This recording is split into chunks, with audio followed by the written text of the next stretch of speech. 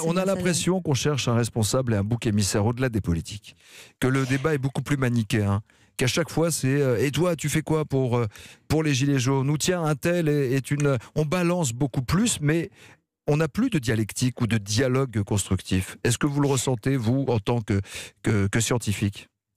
Oui, le débat public est devenu extrêmement hostile et extrêmement binaire, extrêmement polarisé. En effet, on a l'impression qu'il y a sur les réseaux sociaux, sur Twitter particulièrement, une espèce de mise en scène continuelle avec des camps préfabriqués, on pourrait dire, qui s'attachent généralement à attaquer le camp d'en face, ce qu'ils considèrent comme le camp d'en face.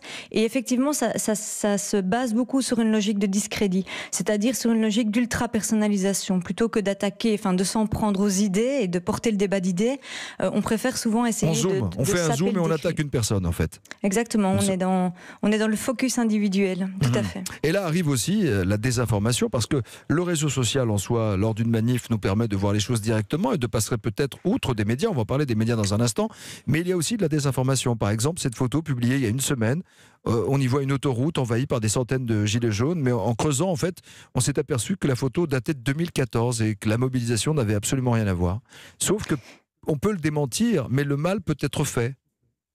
Tout à fait, et c'est évidemment un phénomène qui s'est produit bien en amont de ce mouvement. Ça fait des années qu'on assiste à ce genre de pratiques, c'est-à-dire des photos antidatées, des photos falsifiées, et d'ailleurs, ce sont des pratiques que tous les camps utilisent actuellement. Le problème étant que, malgré le fait qu'il y a pas mal d'initiatives pour le moment dans la presse de ce qu'on appelle de fact-checking, donc qui vise à démonter ces erreurs et ces faux montages, etc., c'est qu'effectivement, quand une mauvaise information ou une mauvaise photo a été répandue et que des gens y ont cru, c'est très difficile après de les faire revenir en arrière sur leur crédulité, en quelque sorte. On joue sur les impressions, en fait.